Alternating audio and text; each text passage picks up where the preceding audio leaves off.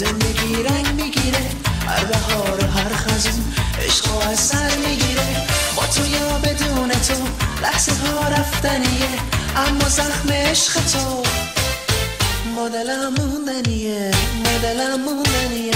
چشم راهی نگونم، بیقراری نگونم، اما وقت عاشقی بی وفایی نگونم. بگو آره نگونم، بگو آره نگونم.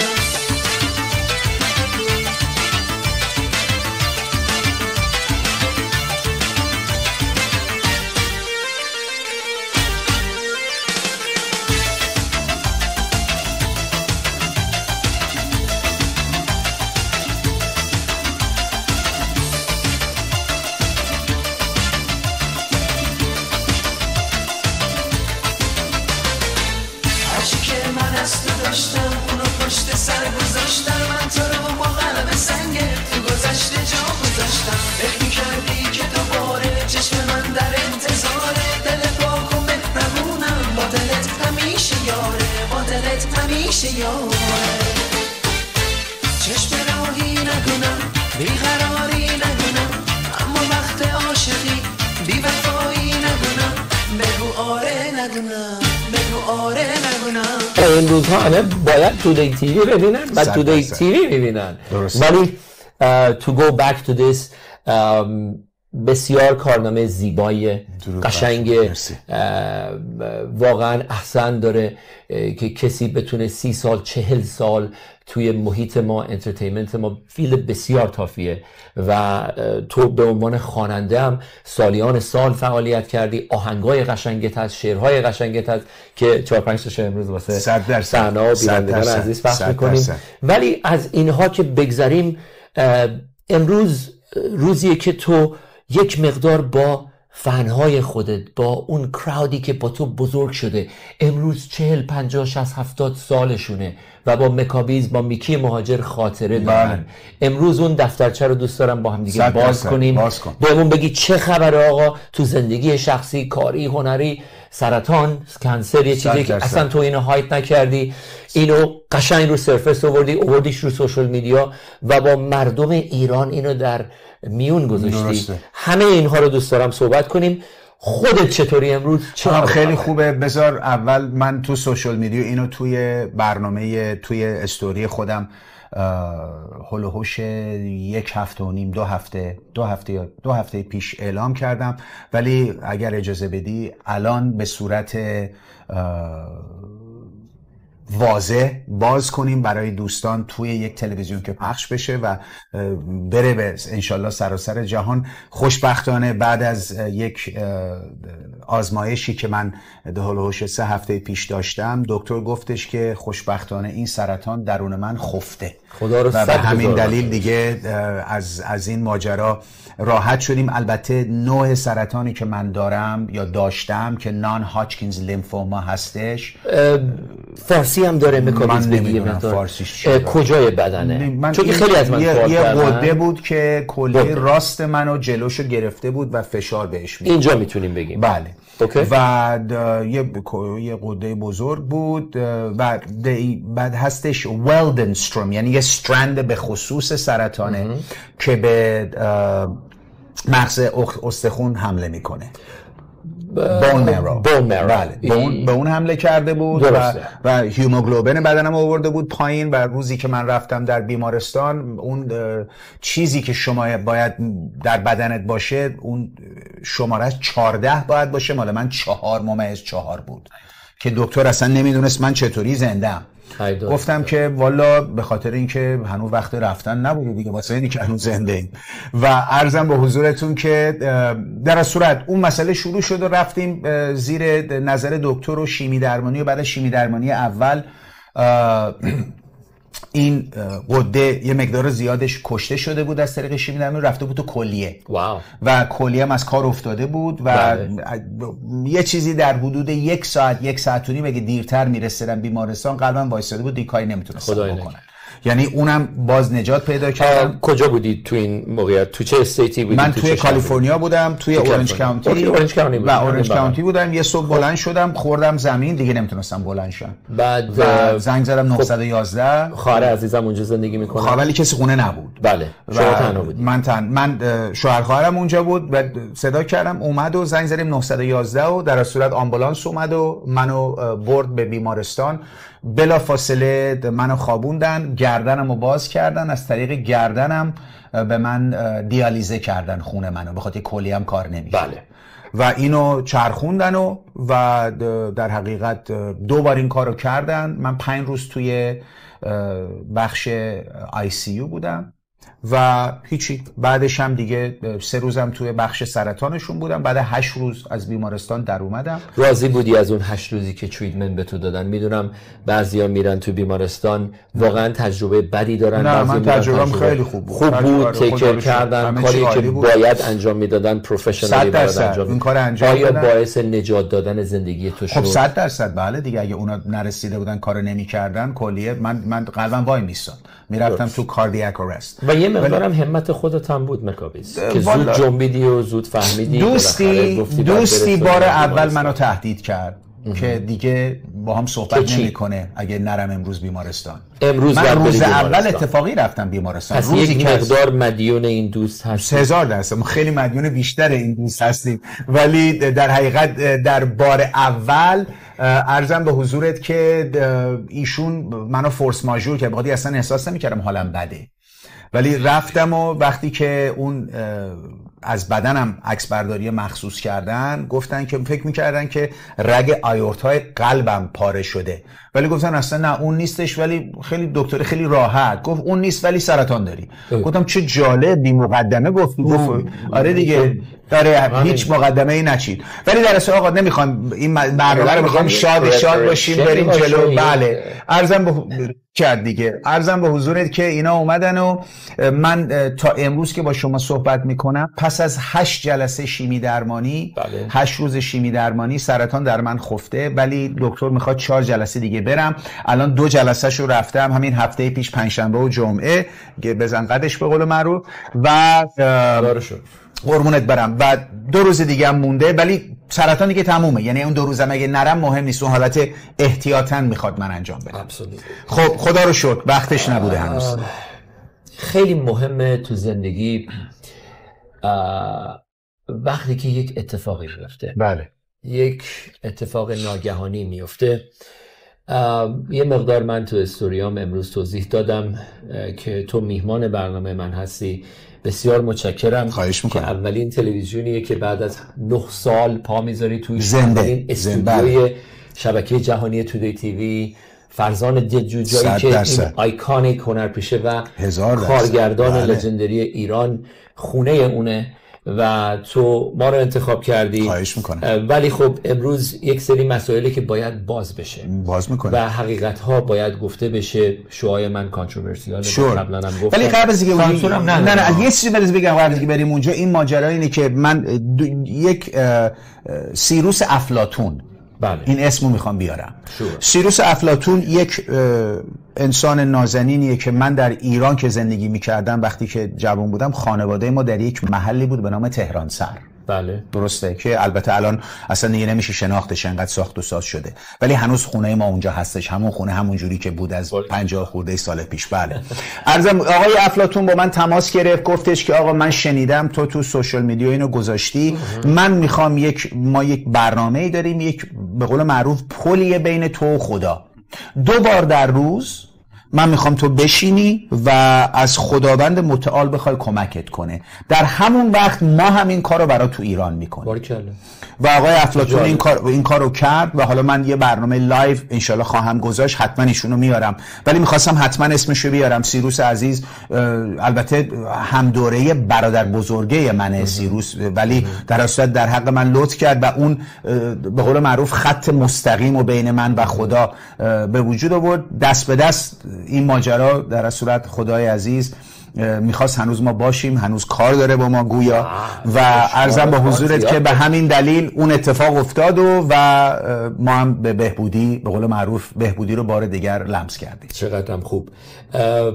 برگردم به این سابجکت. بله. ببین وقتی که یک اتفاق ناگهانی، چه بدنی چه سلامتی، چه معمولاً با خانه و زندگی و کریر اون انسان اتفاق میفته، من جمله آتش سوزی هایی که در این چند روز اخیر گریبانگیر زیباترین، من میگم the crown jewel of America لس آنجلس شده و مردم دیگه تو فکر پول و مال و ثروت و material things و اینا نبودن و نیستن. امروز چند روزی گذشته از این آتیشا، خدا رو شکر تا اونجایی که تونستن مهارش کردن، الان تحت کنترل و یک سری که بگم 12,000 خانه و بیلدینگ تقریبا سوخته و آواره شدن. خیلی از اینها میدونی ای لیستای هالیوودن، تو کار انترتینمنتن، مثل ماها بچه های انترتینمنت هستن، هنرپیشگان بزرگ، خوانندگان، خیلی هاشون خانه هاشون رو از دست دادن و فقط وقت داشتن وقتی پلیس لس آنجلس گفتش که باید برین بیرون و تخلیه کنین و ایواکویت کنید، وقت داشتن فقط پاسپورت و چند تا چیز مهم و چیزهای واقعا معنوی تو زندگی رو، انگشتر پدر بزرگی که مثلا من به داستان مل گیبسن گوش میدادم روی CNN یا ABC بود یا فاکس بود، داشت میگفتش که به پسرم زنگ زدم گفتم فقط این 4 تا چیز مهم رو بردار، the rest is material things. یعنی در مقابل اتفاقی که برای انسان سلامتی اینجا برای تو برای اینها material things بوده، ولی سلامتیشون اون جونی بوده که باید برمی داشتن فرار میکردن. درسته. اگر که امروز به این حکایت نگاه بکنیم و بگیم که خدا رو شکر مکابیز نجات پیدا کرد، به موقع رسیدن، خودش به موقع به فکر بود، دوست عزیزی داشت که گفتش که آقا برو بیمارستان چک کن و تونستن موضوع رو زیر کنترل بیارن. خدا رو شکر. و شما امروز اینجا نشستی در کنار شما. بله. و اینا همه big blessing. ولی سوالم از تو اینه، مثل سوال هایی که دارم دوست دارم جواب بدی. اگر که امروز خودت هم توی این آتیش ها بودی و امروز اگر که با بینندگان ما، من همیشه گفتم آقا اینقدر به دنیا نچسبید. اولین قبل از اینکه بریم تو قضیه، اولین مسیج چیه؟ ببین یه سری جونشون رو برداشتن فرار کردن، شما جونت دست خودت بود برداشتی، بعد میبردیش بیمارستان، نجاتش میدادی، میبردیش بیرون. اینا یه کورلیشنی با هم دیگه دارن که آدم و انسان میفهمه که چقدر اون چیزایی که تو زندگی واقعا مهمه ارزش داره. درست. نه اون material things، اون سلامتی و جون انسانه. دنیا خیلی گسترده تر از اینه که ما بهش میپردازیم و من فکر میکنم که آدم هیچ وقت، این حرف کلیشه است که همیشه همه گفتن، که من هیچ وقت فکر نمیکردم این بلا سر من بیاد. همین بود، سر همسایه فکر میکنن میاد. 100%. من هیچ وقت فکر نمیکردم، من شنیده بودم مثلا این طرف سرطان گرفت، اون طرف سرطان گرفت، یا این طرف حمله قلبی داشت، یا دیر جنبید، یا کسی نبود، یا نرفت، یا سهلنگاری کرد. به همین دلیل وقتی که این بلا سر من اومد میخواستم بلا فاصله برم و بگم، بلا فاصله میخواستم بازش کنم که هیچ حدسی، کسی حدس نزنه چی شده و بیام و بگم که آقا چی شده. و خب این مسئله یک چیزیه که اتفاق میفته، بلایی که سر آدم میاد و همینجور مثل آتش سوزی ها یه دفعه یه شب شما به قول شما، یعنی در اون مقطع زمانی ببین پول خیلی خوب چیزیه، آدم ها به خیلی چیزا میتونه برسونه، ولی میبینیم که اونایی که خونهشون از دست دادن در این آتش سوزی، یکی از همه چی رو از دست دادن، خیلی آدم هایی بودن که اصلا ماجرا به پول براشون ربط نداشته، به خاطر اینکه تا اونجایی که میخوای خب پول داشتن همه کار بکنن، ولی این گریبانگیر این ماجرا شدن. و همینجور وقتی که سلامتی شما تحت شعاع قرار میگیره، به نوبه یه قدم برمیگردی عقب و به همه چی یه جور دیگه شاید نگاه میکنی. الان من نگاه میکنم به زندگیم به عنوان یک هدیه‌ای که دوباره بهم داده شده و من بذار بهت بگم یک احساسی پیدا کردم شهرام که برم در سراسر جهان این احساس رو با مردم در میون بذارم.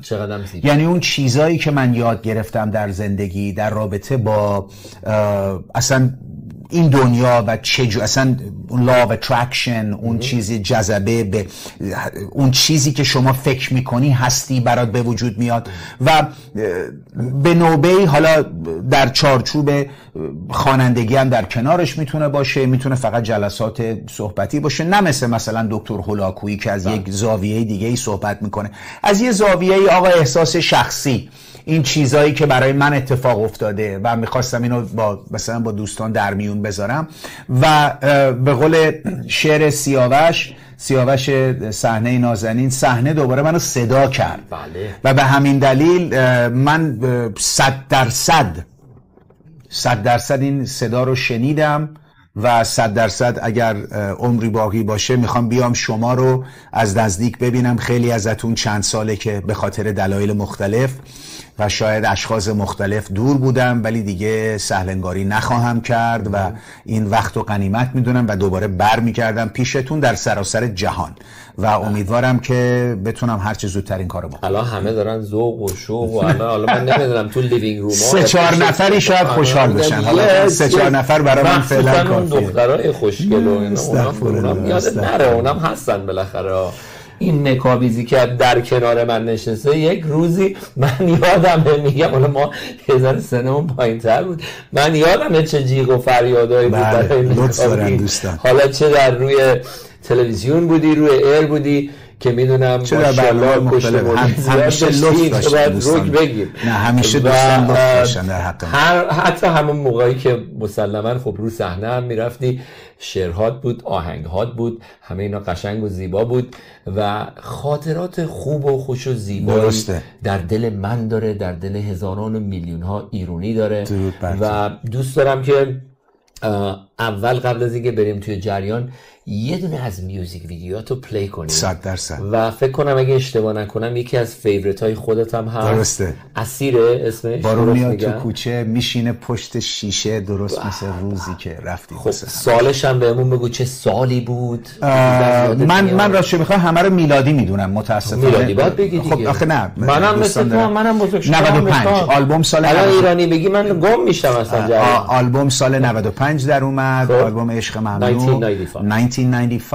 آهنگ اسیر، شعر از پاکسیمای عزیز، آهنگ تنظیم از فرخ آهی و زیر نظر علیرضا امیرقاسمی که کتاب شعر پاکسیما رو برداشته بود و 3 تا 4 تا شعر رو میکرد تو هم، میگفت ما این 4 تا رو برمی‌داریم به عنوان یه شعر. گلچین بچه‌ها حساب کنیم مثلا این آهنگ، ببین آهنگ ورس 1 داره، بخش 1 داره، بخش 2 داره، بعد یه دفعه اوج داره، بعد مثلا قبل از اوج یه پری اوج داره، قبل از ترجمه به خدا برای تو بود. آره همه اینا بودش. در از صورت این یکی از کارهای مورد علاقه خود منه. خب بینندگان عزیز، یکی از میوزیک ویدیوهای مکابیز عزیز رو تماشا میکنیم، برمیگردیم با شما عزیزان در استودیوی شبکه جهانی تودی تیوی با من. بارون میاد تو کوچه میشینه پشت شیشه، درست مثل روزی که رفتی واسه همیشه.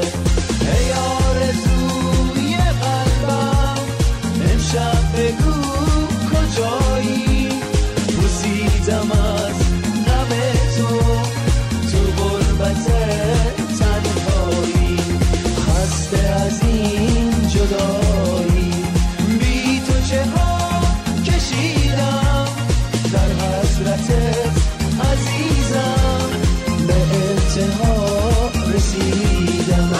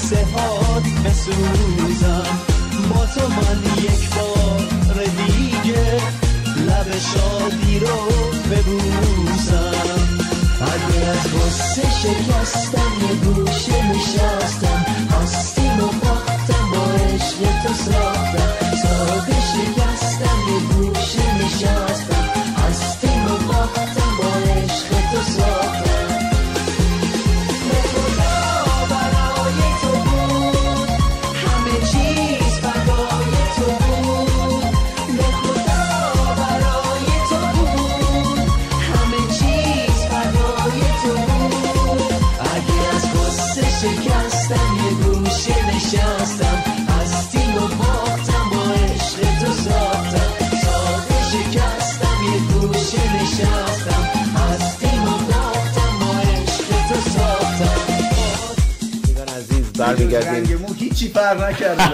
فقط رنگ موه. حتی هرکات هم همینه. همین جام یکم چیز بود خالی بود الان هم همونه. بذار برای آقا این فقط رنگ موه. هم دارم I'm telling you اگه من الان برم مومو رنگ کنم همون میشه. بینندگان عزیز برمیگردیم تو استودیو. یه سری آخه تلویزیون تازه باز کردن. با مکابیز عزیز هستیم اینجا در استودیوی جهانی تودی تیوی از لس آنجلس. میهمان برنامه این هفته بنده. من فرقی ندیدم زیاد. تو گری شد و فقط خوشتی با همون فقط اگه مو رو رنگ کنیم الان همونه. فقط باید مو رو رنگ کرد. قد که همونه، هیکل که ماشاءالله همونه، دیگه صدا هم که همونه، جا افتاده ترم شده. ولی چه میوزیک ویدیوی سمیرا انتخاب کرد که انقدر خاطره انگیز. زدی تو گل. ببین مهران هست، عبدیشاه، مهران عبدیشاه، تارا، شهرام کاشانی، سامان. این یه برنامه تلویزیون آقای شبخیز بود، تلویزیون حمید بود و همه یه عید بود. گفتن آقا همه بیان آهنگای هم دیگه رو مثلا ساز بزنیم بیایم تو مثل. ولی شهرامو دیدم حالا بد شد یکم. آره دیگه. خب ببین دوست و داداشی ماست و هممون میدونم خیلی تو خیلی نزدیکتر به شهرام تا من. ولی خب منم به نوبه خودم در دورانی که در لس آنجلس در ولی زندگی میکرد خیلی با همدیگه رو خیلی میدیدیم. یک رابطه نزدیکی داشتیم. من، شهرام، منصور، سامان، این گروه و حتی علیرضا میرفتیم کوربین لینز، بولینگ بازی میکردیم. ببین خاطراتی زیبا، قشنگ و خاطر انگیز. همیشه دفترچه ورق ها رو که آدم ورق میزنه هر کدومش یک گل زیباییه که در یک باغی وجود داره. درسته. و خاطرات تو هم شوخی نیست، خیلی ساله میگذره. و اینجا وقتی که نگاه میکنیم به، بازم میگم، کارنامه هنری، اصلا خاطرات که زنده میشه یک انرژی خاصی میده. من مطمئنم تو با تمام چالنجایی که داشتی توی این 6 ماه 1 سال اخیر با این کنسر و سرطان، همیشه کلی امیدم تو زندگیت بود.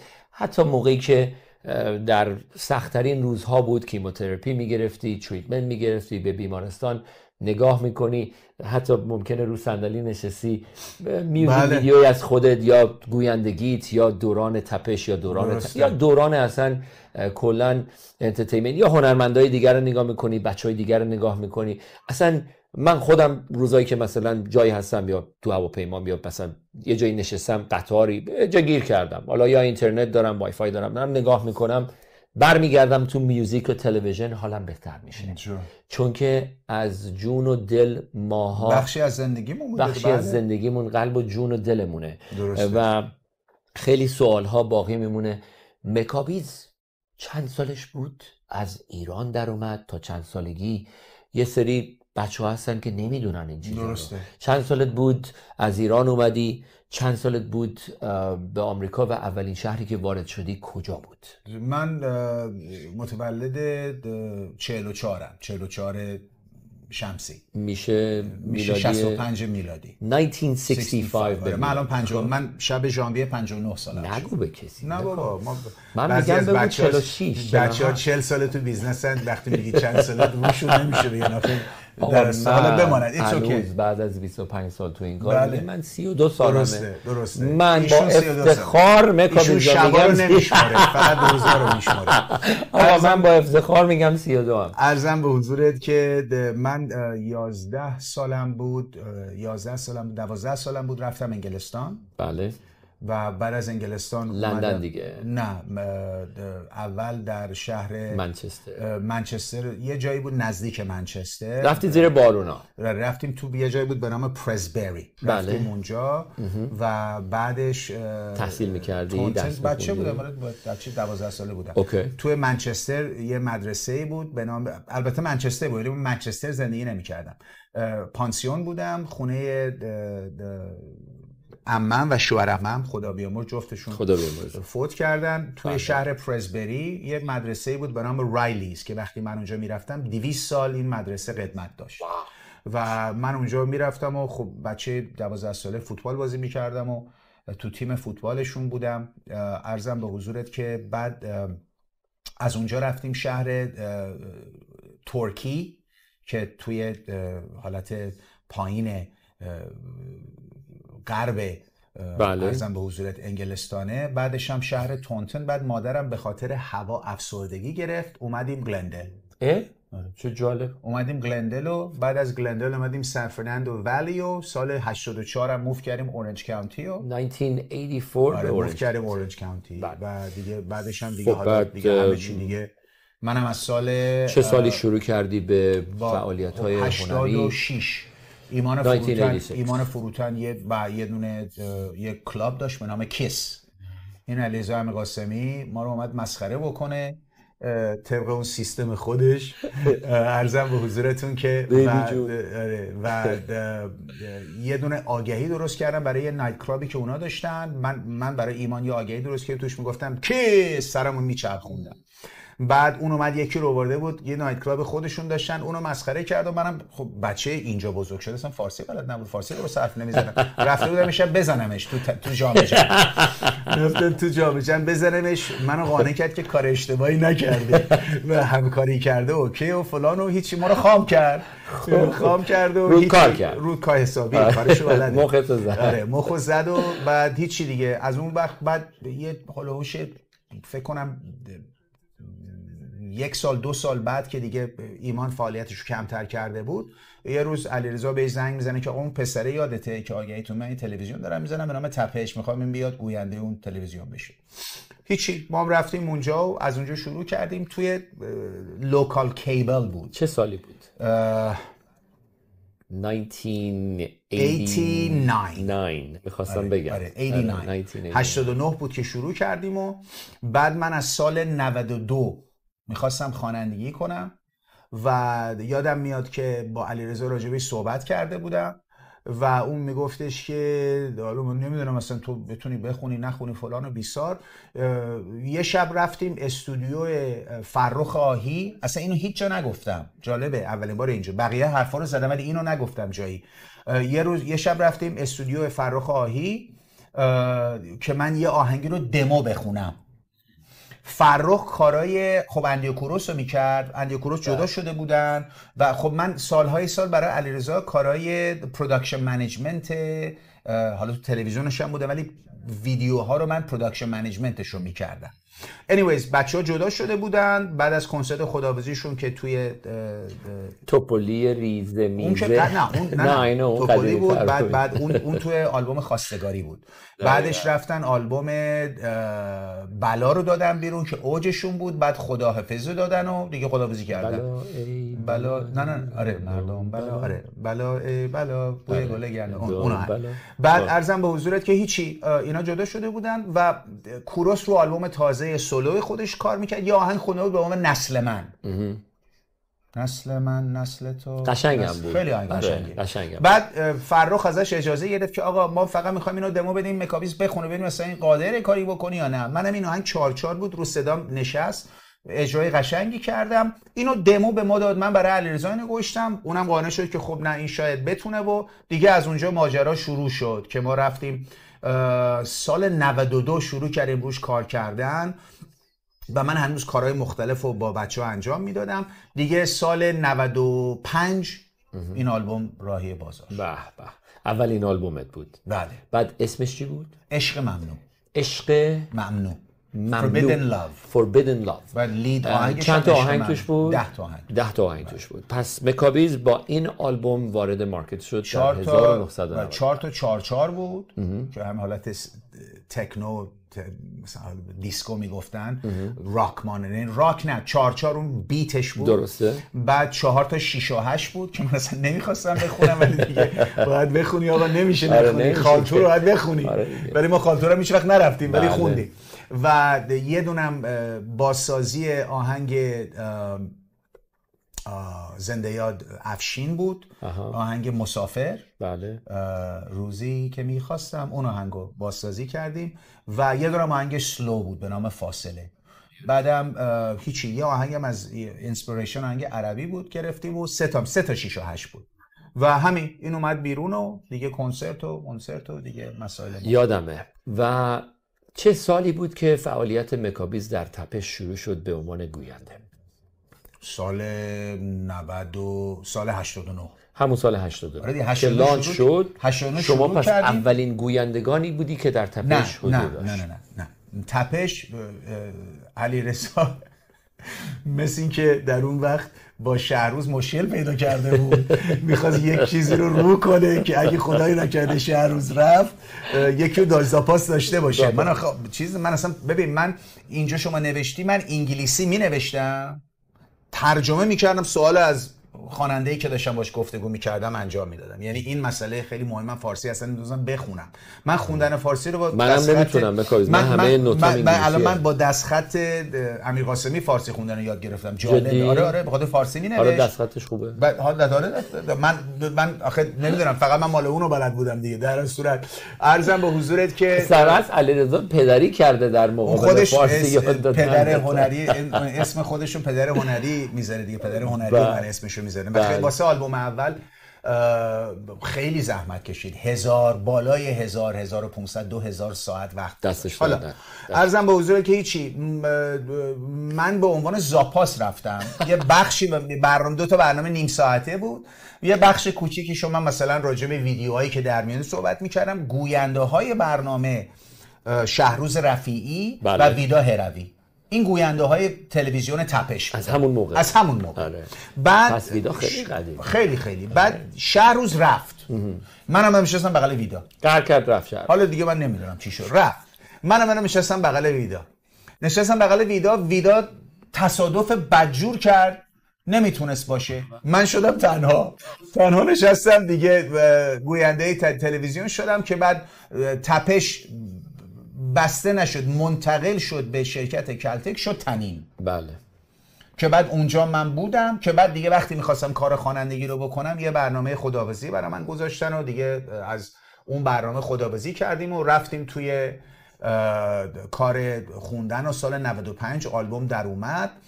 سال 2002 فکر میکنم 2001 شاید 2001 که تپش تلویزیون سراسریشو باز کرد، یعنی ستلایتش رو باز کرد. علیرضا تو برنامه‌های تلویزیون مختلف، در برنامه‌های گوگوش در تلویزیون 24 ساعته مختلف پروموت میکرد. بعد رفتن تلویزیون تپش رو زدن با مسعود جمالی و بعد من برگشتم ساعت 5 تا 7 هر روز یه برنامه داشتم به نام اوپن مایک.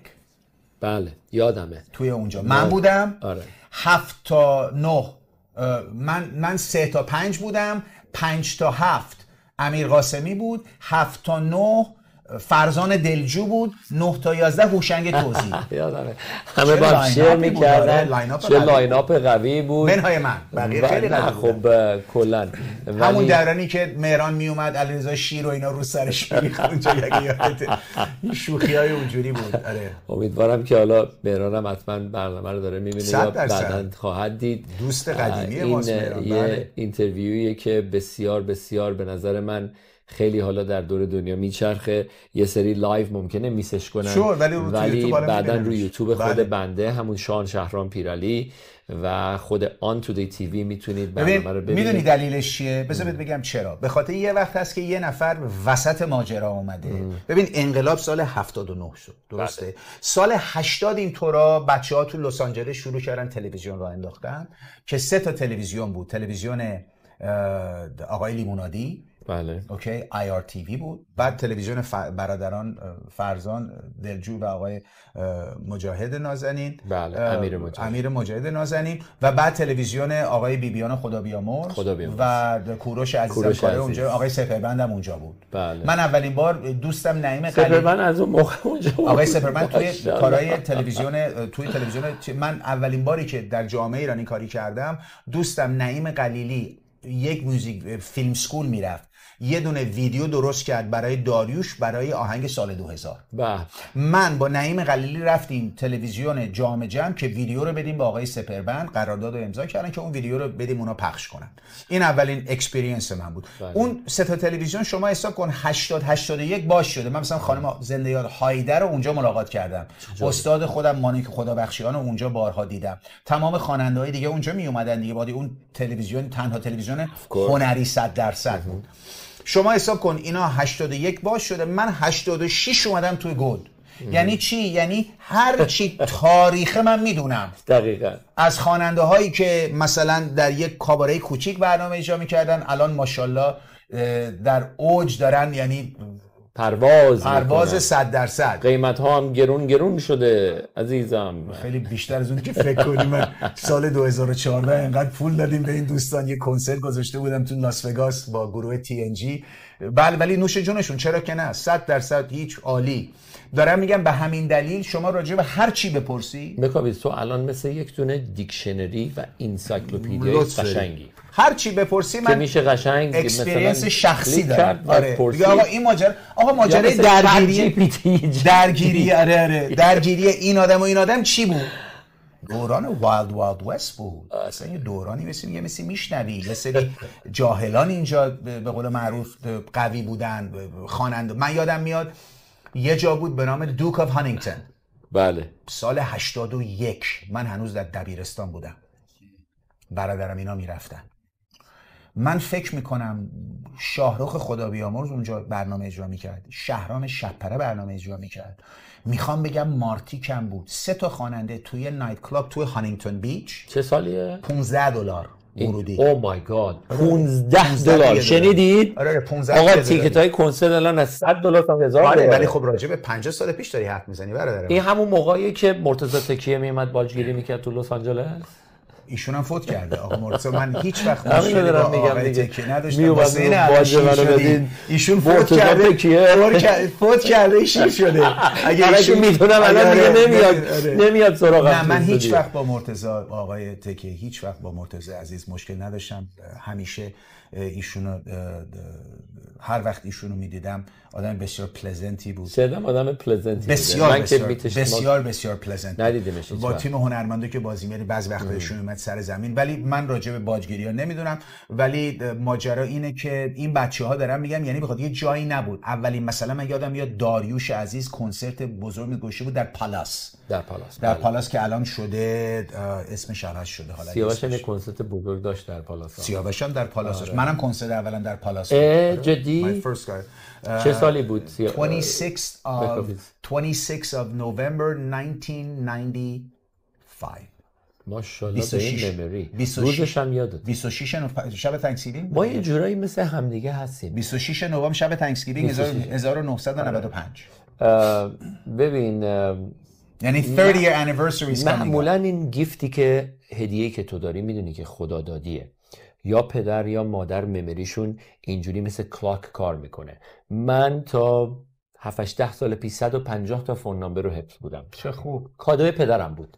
پدرم یه کادوی مادر.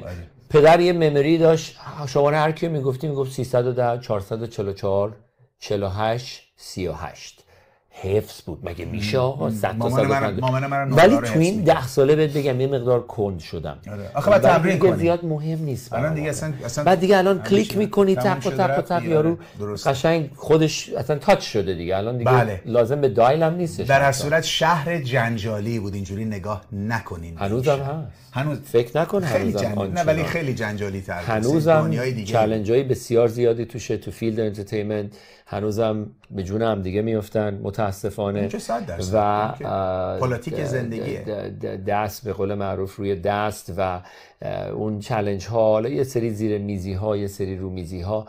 ولی لس آنجلس بازم میگم the crown jewel of America. ایرانیان ماشاءالله خوش پسند و خوش اشتها هستن. تشخیص دادن از روز اول اومدن تو بهترین آب و هوا سادرن کالیفرنیا، آفتابی خوشگل با این باغ‌های زیبا و پامتری‌های خوشگل.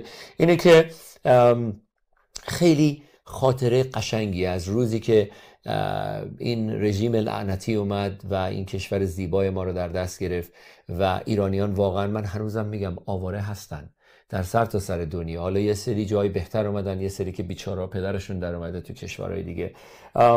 ولی از اینا که بگذریم، خاطرات مکابیز بسیار زیباست. چند تا سوال دیگه میمونه برای من از دوران تپش، از دوران ترین. قشنگترین خاطرات چیه؟ آیا خاطرات تلخی هم بود با دوران تنین و تپش؟ اصلا نبود. من وقتی باهاشون بودم تلخ نبود. شاید بعدش تلخ شد. غذا رو میذاریم بیرون خراب میشه دیگه، تو یخچاله مسئله ای نیست. آره دیگه. وقتی اونجا بودم نه من مسئله باشون. خاطرات زیبا، خاطرات بسیار زیبا. گویندگی رو چقدر دوست داشتی؟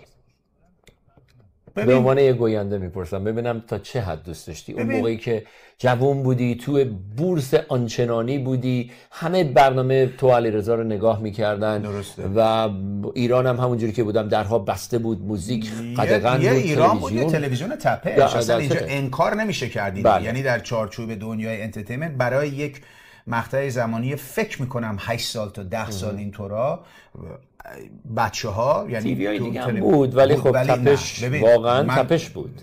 تیوی های دیگه بود ولی به هیچ وجه شما نمیتونی تلویزیون دیگه رو با اثری که این تلویزیون در ایران داشت مقایسه بکنی. من الان با بچه‌ها هیچ کاری ندارم. یعنی الان این حرفی که دارم میزنم چیزی نیست که به آقا رفیق فابریکن من دارم اومدم مثلا هواشون داشته باشم، نه. ولی من همیشه یه چیزی من اگه الان با شما دیگه حرف نمیزنم دلیل نمیشه دورانی که با شما وقتی حرف میزدم و یادم بره. آدم باید حقیقت رو بگه دیگه. این تلویزیون در حقیقت حرف اولو میزد. لاین اپ الان بهت گفتم، آقای غریب افشار هم آخر هفته ها برنامه داشت، آقای کمالی ساعت 2 تا 4 برنامه خبری رو اعلام میکرد. یعنی اصلا صبحش یه بهتر و بهتر، صبحش یه گروه خانوما بودن برنامه خانوما رو چیز میکردن، آقای هندی میومد تدریس. اصلا ببین یه چیزی میشنوی. و خب عیدم که ستای قشنگ سعید نوشینفر و برنامه‌های مختلفی که عکسای قشنگش، فیلم‌های قشنگ سعید تپش اونجا انجام میدادیم. در اصل بچه‌ها همه خیلی زحمت میکشیدن و من خاطره بعدی اونجا به هیچ وجه به اون صورت نداشتم، به خاطر اینکه هر چیزی که بود همین بود که هست. اگه مثلا شما تصمیم گرفتی که مثلا به عنوان حقوقت آگهی بری، خب آگهی داره میره، تموم شده، پس تو هم میری کارتو انجام میدی دیگه. حالا تو قبول کردی مثلا برای آلبوم مکابیزی که هیچ وقت در نمیاد بری مثلا یه سال آگهی برم تا برنامه بدی، اون به اونا ربطی نداره، خودت تصمیم گرفتی این کارو بکنی، نمیتونی که مسئله رو چیز کنی. ولی مثلا من یادم میاد به خاطر تپش و به خاطر اون برنامه‌هایی که اونجا بود، نمیدونم ما یه تنیف فکر کنم تپش بود، دقیقاً نمیخوام اینجا این کار بکنم. مثلا من قادر بودم با بزرگان گفتگو کنم، مثلا من با دمیس روسز گفتگو کردم، من سر ماجرای بیژن پاکزاده نازنین خدا بیامرز با آرنولد شورتزنگر مثلا گفتگو کردم. و بعد به خاطر برنامه‌هایی که توی عرضم به حضورت هالیوود تلویزیون تپش، من تونستم با خیلی از عرضم به حضورت آدمای مختلف بزرگ هالیوود توی رد کارپت گفتگو کنم و اینا. خاطرات خوبی بود. و بذار من ایسی بهت بگم، حالا اصلا برگردیم به اول ماجرا، به همون سال 86 به بعد. کار رو انجام میدادیم به خاطر اینکه میخواستیم یه کاری بکنیم. به هیچ وجه فکر پولش نبودیم، بخاطر یه پولی نبود، یا اگه پولی بود به ما نمیدادن، ولی فکر نکنم پولی بود، یعنی پولی نبود. به همین دلیل در تلویزیون داری منظور؟ در تلویزیون داری پول نه، بچه‌ها زحمت میکشیدن که فقط بتونن خرج خود و خانواده‌شون رو بدن و تلویزیون رو بازنگردن. پروداکشن 100%. متوجه هستی؟ به همین دلیل در خوانندگی هم به اون صورت در اون دوران پولی نبود. ببین الان من به خواننده تاپ خودم اینو خودم دادم. اوکی؟ در سال، البته با سرمایه گذاران TNG، در برنامه میراژ سال 2014 من به خواننده تاپ اون برنامه $108,000 پول دادم. واو. در 2014. واو. لارمانی. در خواننده مثلا یکی از خواننده های دیگه اون برنامه مثلا من داده، یعنی دارم بالا و پایین رو میگم، بالاش 108 تا بوده، پایینیش بوده 50 تا. بله درسته. خب. ولی این چه سالیه؟ این سال کیه؟ این سال 2014 است. من یادم میاد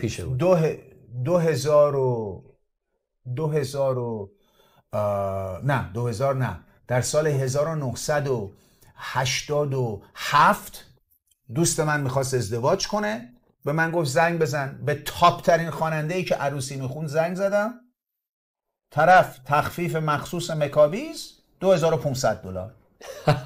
الان 2005 دیجی نمیگیره $2,500. دیجی ها تا 4 5 6 $7,000 هم رسیدن. الان خواننده های عروسی روی $20,000. من به دوستان خودم با زنگ زدم برای عروسی توی آمریکا $35,000، خارج از آمریکا رو $65,000 صحبت کردن. درسته. و اونم قیمت به قول معروف دوستانه منه. منظورم چیه؟ منظورم اینه که وقتی که اندی و کوروس، اینا رو بگم که خودم باهاشون قاطی بودم، وقتی اندی و کوروس با علیرضا امیرقاسمی موزیک ویدیو درست میکردن به خاطر عشقشون به این کار بود.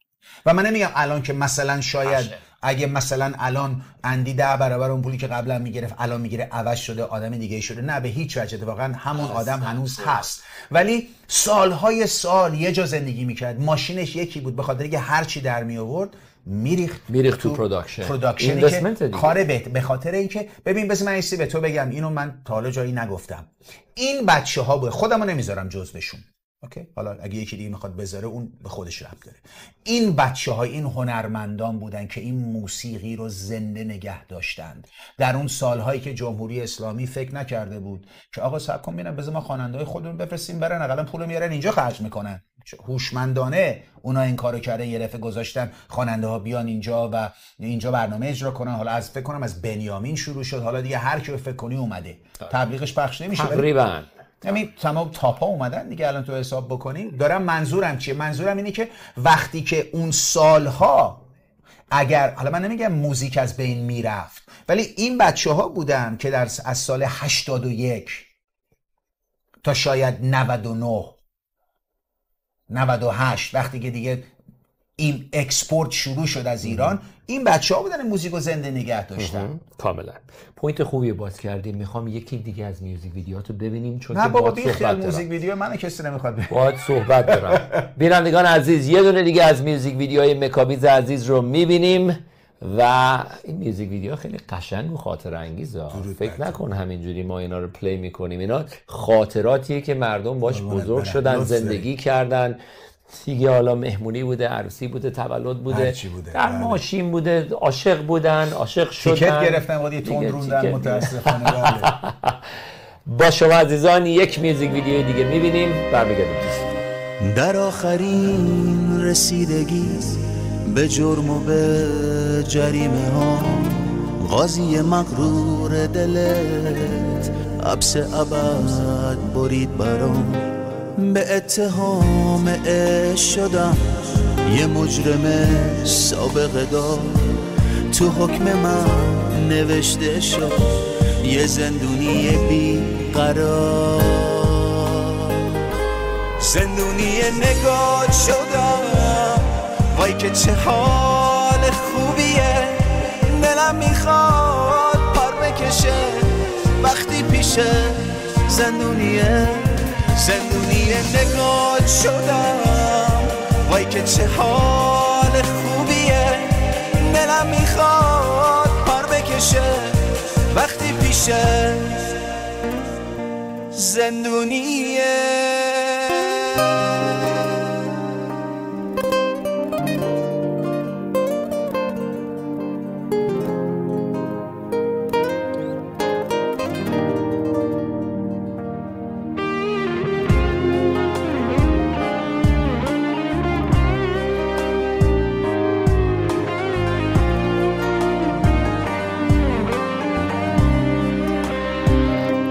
به جرم بد خاطر خواهی شدم اسیر بند تو انفرادی دلت زندونی پابند تو چه خوب زندونی شدن وقتی شکنجه گر تویی تاریکی وحشت نداره وقتی که پشت در تویی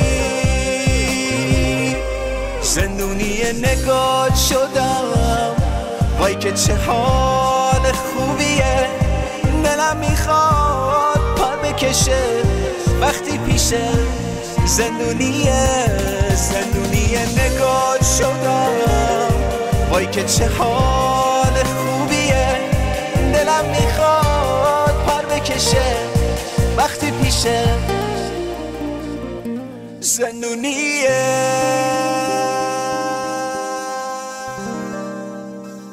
دوستان بینندگان برمیگردیم تو استودیو با مکابیز عزیزم. من شهرام پیرعلی هستم از شبکه جهانی تودی تیوی اینجا از لس آنجلس.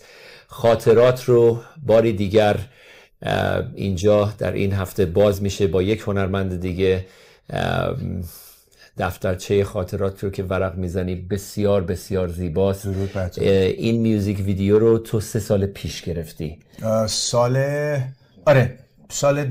22. میتونم بپرسم کجا بوده؟ این تو میزوری آمریکا بود. اون جایی که دیدی همون جایی که یه چند سالی نبودی. 5 سال. من 5 سال از لس آنجلس رفتی، از کالیفرنیا رفتی. من 5 سال مدیر کل یه دونه ریزورت بودم. بله. یه دونه 4 استار. چه نوع ریزورتی؟ یه ریزورت گالف بود. گالف هم بود، ولی ما یه اتاق بود و من 9 تا اوتلت مختلف داشتیم، کافی شاپ مثل استارباکس و 2 تا بار مختلف و ارزم بزرگترین سوما بار تمام میدوست رو ما اونجا درست کرده بودیم و ارزم به حضورت که من اونجا 5 سال مدیر کلش بودم. زیبا بود. یکی 2 بار فیس تایم کردیم اونجا بودیم و ارزم به حضورت که یه سی در حدود 200 تا اینطور که آدم تابستون اونجا کار میکردن. آره، به خاطر اینکه خب بیگ استار شخصی اونجا جایی بود که مردم در میدوست از 7 تا ایالت می اومدن به نام لیک دی اوزارکس می اومدن اونجا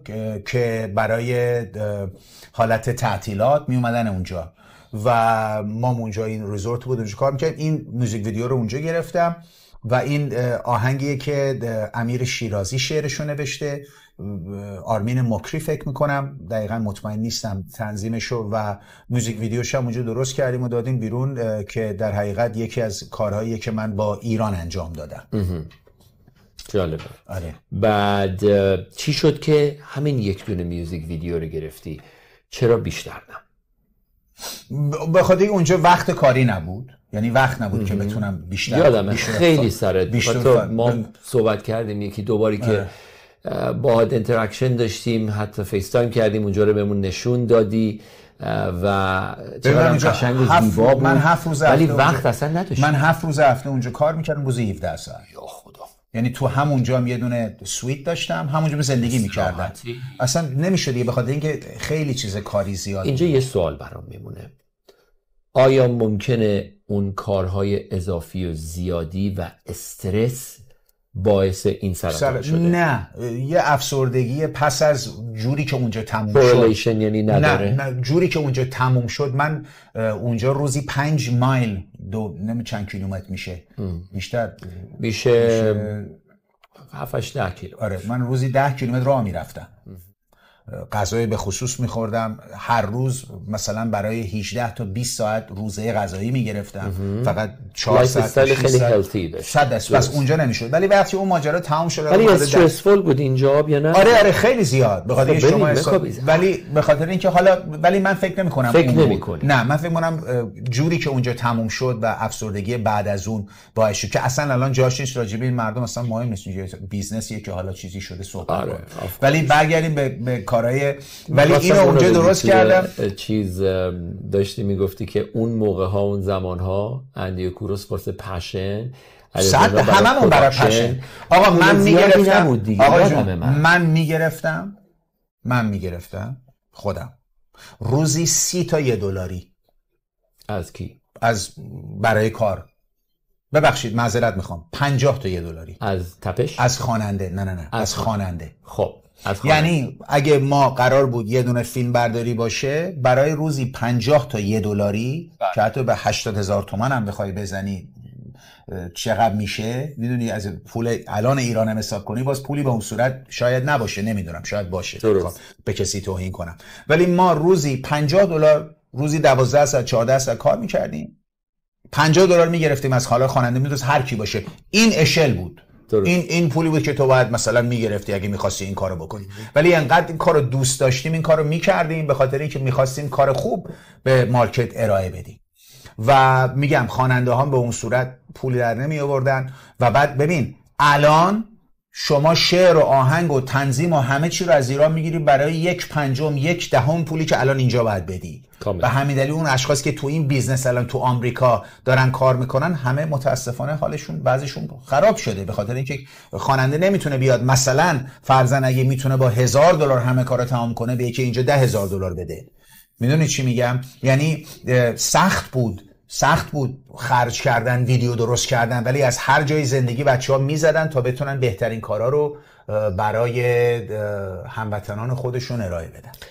بعضی موقع‌ها مردم واقعا نمیدونن. ببین یک آهنگ میاد بیرون، یه آلبوم میاد بیرون، نمیدونن چقدر ساعتها، روزها، ماهها کار برده تا این یک آهنگ یا این شعر یا این خواننده، این هنرمند این آلبوم رو تهیه کرده.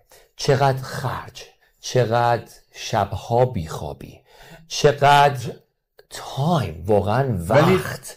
یعنی همه پازل که جمع کنیم بعضی موقع نه تنها هموطنان ما، کلا مردم دنیا وقتی که یه هنرمند یک چیزی به مارکت میده بسیار بسیار مشکل، پرخرج، پر وقت و اون اپریشیشن بعضی موقع ها نمیدونن چجوری اپریشیشن کنن. حالا به نکته جالبی رسیدی. ببین اصلا مشکل مردم نیست. میدونی چرا؟ به خاطر اینکه خودم بگم من خواستم این کارو بکنم. کاملا. من رفتم وایسادم برای روزی $50 کار کردم. کاملا. به اون آدمی که الان توی مثلا یه جا نشسته داره برنامه رو نگاه می‌کنه، یه جای جهان که داره مثلا با زندگی خودش گریبان گیره، اصلا براش مهم نیست من چقدر خرج کردم، یه آلبوم دادم بیرون، چقدر خرج ویدیو کردم، چقدر شب و روز، به خاطر اینکه میگه آقا it's elective. من خودم رفتم تصمیم گرفتم این کارو بکنم، رفتم این کارو انجام دادم بیرون. شما به عنوان بیننده، به عنوان شنونده این اجازه رو داری، این فرصت رو داری که بگی خوبه میخوام برم اینو بگیرم یا دانلود بکنم. حالا اون وقتی که کاست و سی دی و اینا بود، الان که همش دانلوده. خوبه میرم دانلود میکنم و تو ماشین گوش میکنم. فردا اگه شما اومدی کنسرت تو شهر من، میرم این $100 که شما میگیری یا 100 یورویی که شما میگیری و یا 300 درهمی که شما میگیری رو میدم و میام کنسرتش. اگرم خوشش نیاد میتونه بگه آقا این مسخره چی آقا نخونی سنگین‌تری، به خاطر اینکه اون اجازه رو داره اون شنونده و بیننده. واسه اینه که هنرمندان وقتی در سیستم جالب زندگی خودشون کار میکنن، در ممالکی که با خانه با مملکت خودشون رابطه 100% دارن، اونا به خاطر این ریسکی که میخرن، همشون بعضشون از همه بهتره و در بهترین جاها زندگی میکنن و بهترین کارا رو میکنن، به خاطر اینکه این ریسکو خریدن که هر کسی که اصلا آقا شما نباید موسیقیدان باشی که بیا بگی کار من افتضاحه یا کار من بی‌نظیره. شما تصمیم میگیری صدای منو دوست داری، حرکات منو دوست داری، پس میای منو آهنگ منو دوست داری، میای منو حمایت میکنی. همون جورم من میتونم استاد شجریان خدا بیامرز باشم، بگی آقا من از این خوشم نمیاد، این اجازه رو شما داری، بخاطر شما اون کسی هستی که حق انتخابو داری کاملا.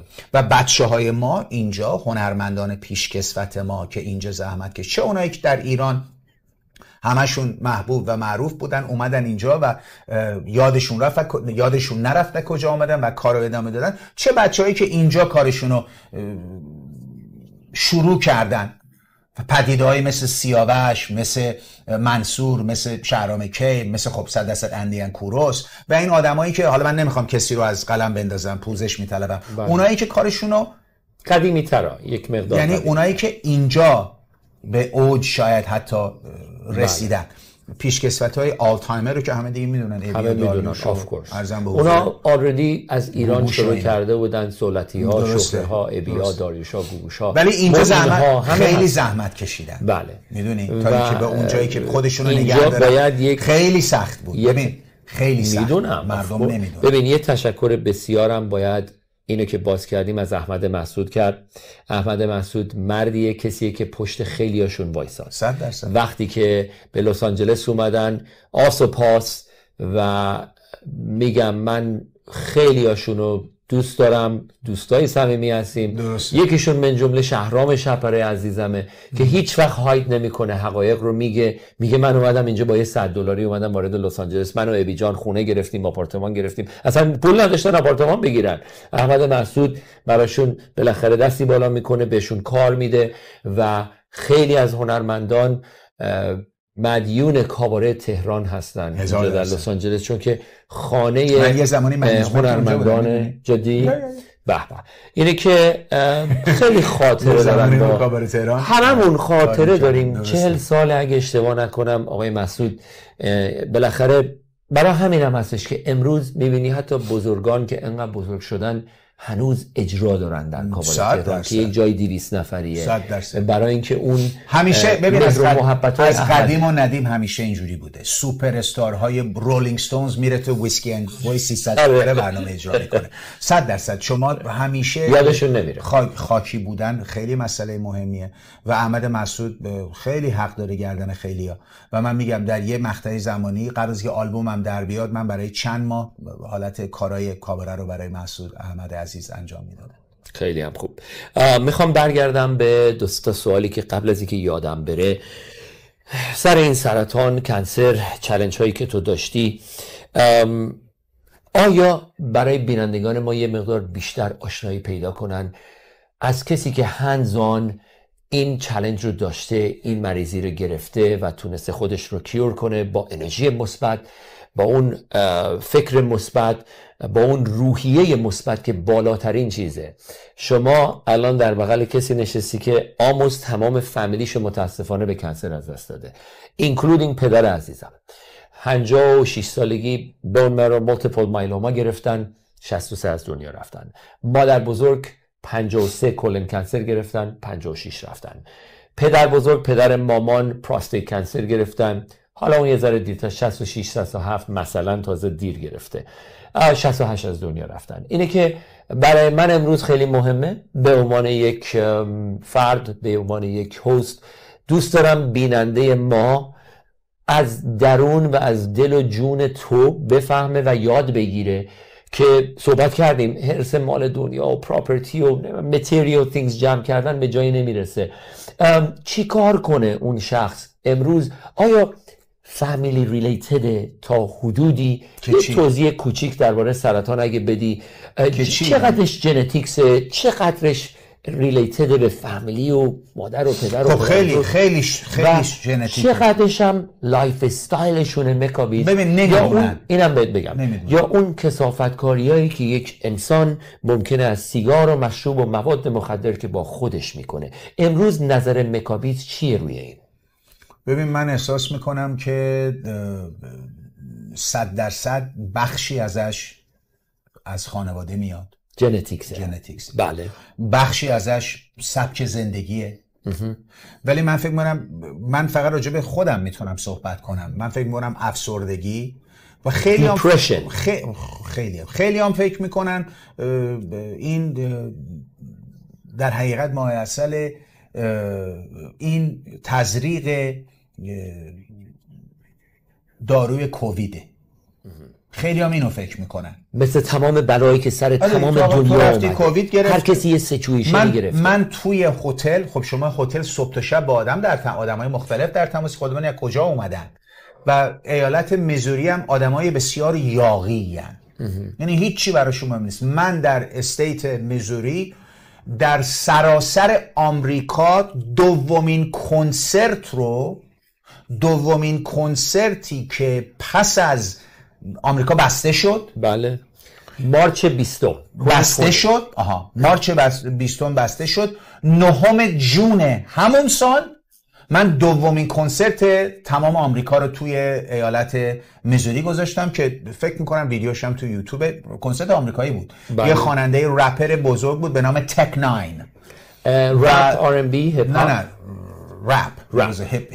His name is Tech Nine که با امینم با همه بر خیلی گردن کلفت توی مال سنت لوئیس که نزدیک 2 ساعت و نیمی همین اوزارکه. من خودم رفتم رو استیج اون شب به عنوان میزبان به زبان انگلیسی و همه گفتم به قول معروف مانکر ایالت اون جمله ایالت میزوری هستش به شومی استیت، یعنی به من نشون بده. من هی رفتم بالا گفتم اینجا کجاست، همه فریاد زدن شومی استیت. اینجا کجاست؟ یعنی ما به هیچ یاقی گوش نمی‌کنیم. آقا اون شب ما ماسک هم دم در گذاشته بودیم، کسی ماسک نزد. و TMZ اومدن تلویزیون‌های سراسری آمریکا پوشش دادن. در صورت من 5 بار کووید گرفتم. 5 بار؟ 5 بار کووید گرفتم. 5 بار تو فاصله چقدر؟ تو فاصله سکن بذار اجازه کنم. من 4 بار تا حالا شنیدم کسی 4 بار. من 4 بار اونجا گرفتم. 2-3 بار من شنیدم. نه من 4 بار اونجا گرفتم. خب به خاطر اینکه تو وقتی تو اونجا هستی بلافاصله باید تست بکنی و بعد ما یه کارمند داشتیم، این کارمنده میخواست گیر بده بگه آقا این کووید گرفته ولی مثلا هنوز میاد تو مردم. من 10 روز تو اتاقم بودم. یه اتاق 5 متری بود، یه سویت بود. من 5 مایل 10 کیلومتر تو اتاق راه میرفتم هر روز که برنامه راه رفتنم، روتین راه رفتن تو داشت. و اونا بعد لطف میکردن غذا می آوردن، همه چی تو اتاق. 10 روز از اتاق در نیومدم. 2 بار 10 روز در نیومدم، بعد دیگه شد 5 روز. دوبارم 5 روز در نیومدم.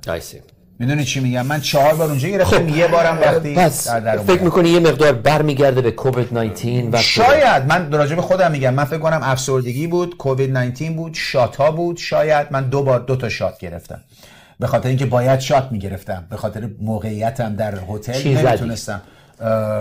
فایزر. خب مادر منم فایزر زد.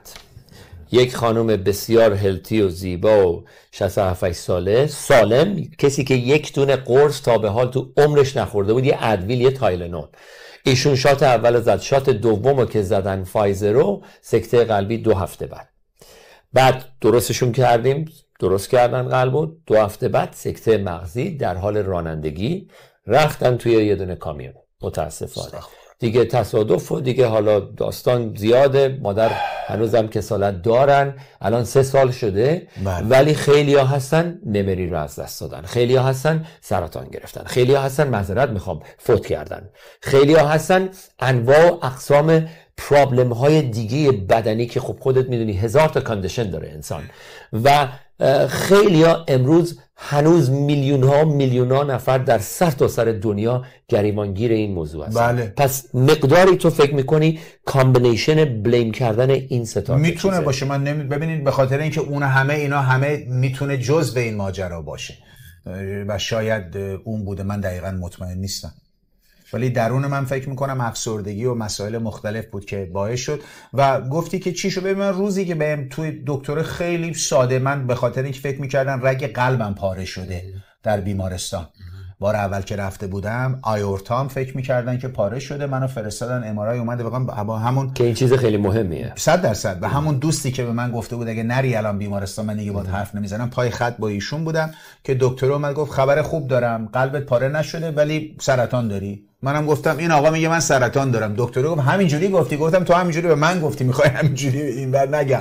چقدر تو قوی بودی ولی که قشنگ راحت. ولی راحت. بعد دکتر اومد و گفتم خب چیکار باید بکنیم؟ گفتی چی؟ بعد اینجوری اونجوری یه قده است 22 میلیمتر با 22 میلیمتر در 15 میلیمتر که جلو کلیه راستتو گرفته تو بدنه. گفتم چیکار باید بکنیم؟ گفت چی فعلا تو بیمارستانی برای 4-5 روز در میای، بعد ما اینا رو بیوپسی کردیم. آره متاسفانه سرطانه. گفتم خب برو بریم به جنگش. بعد بایوپسی میکردن. همونجا کردن همون روز. منم بایوپسی کردم. منو رفتن توی مغز استخونم، بخشی از اونو کشیدن. خیلی هم دردناکه. بی‌حس کرده بودن. الکی نمیخوام کردیت بگیرم. نمیتونستن 25 سال پیش که بابا گرفت. خیلی این حیوانی بدون اصلا باور نکردنیه. آره اینا میزن بهوشی. بله. بهوشی میخوابی و رفتن از پشت شکمم توی شکمم، از پشت بدنم رفتن یه بیوپسی کردن قده رو و بعد رفتن توی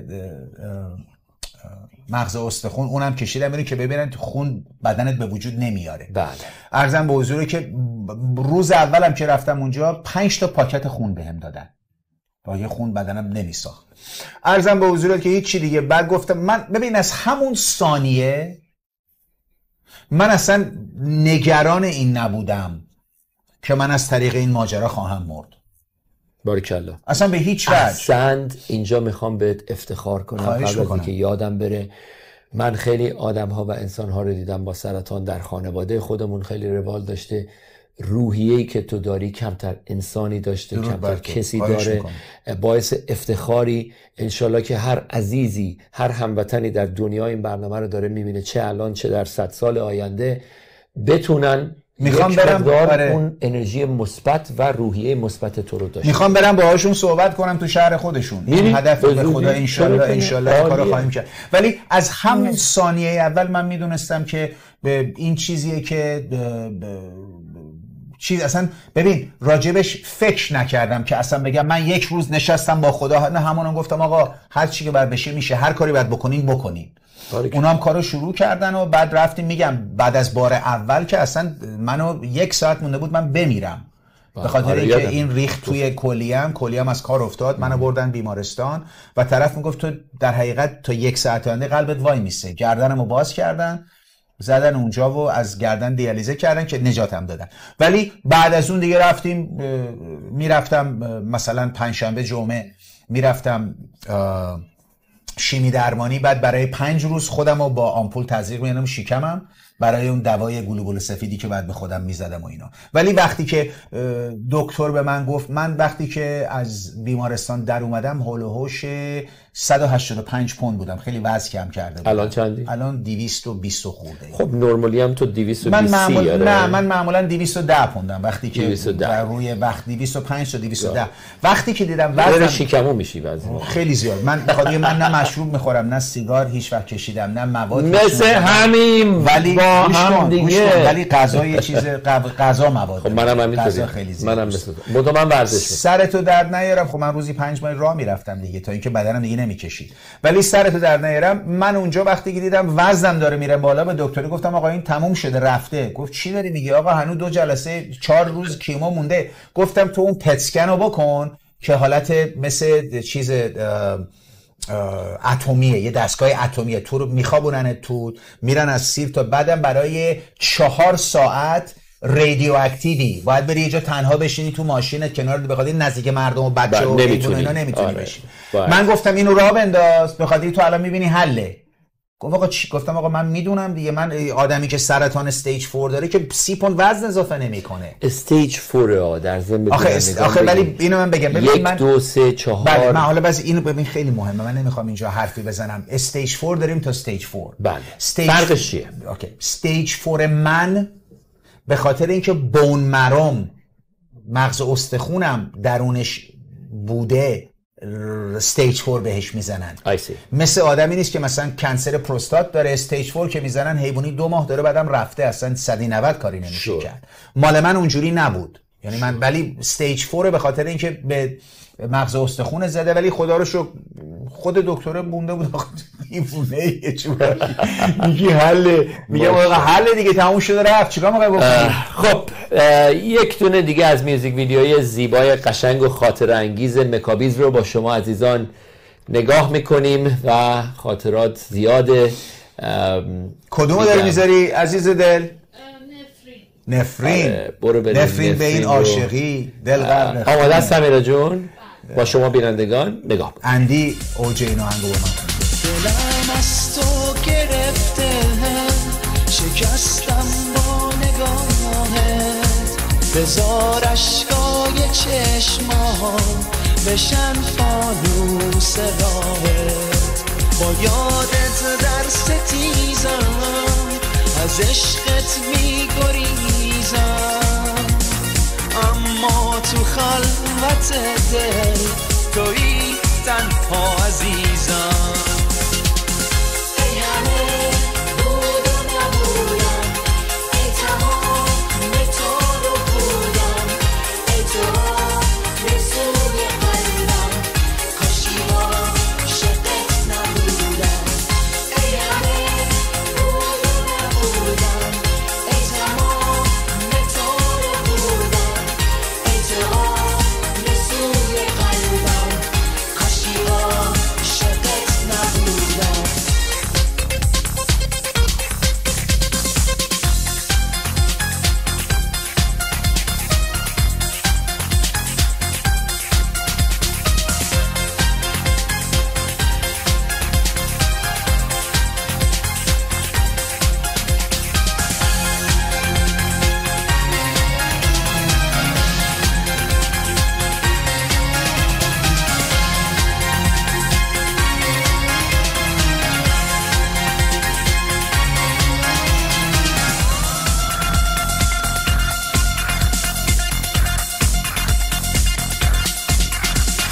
نفرین به این عاشقی دل غرق خونه، اما نمیتونه یه نفس بی تو بمونه.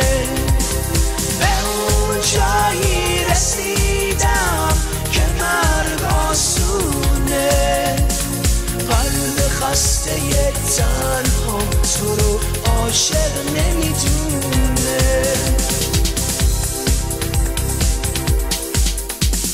هرچی میگم به این دل عاشق شدن چه خوبه، دلم به یاد عشقت تو سینه باش میکوبه، میگه دروغ حرفاش گرمای خوب دستاش، من از نگاش میخونم پر از فریب چشماش.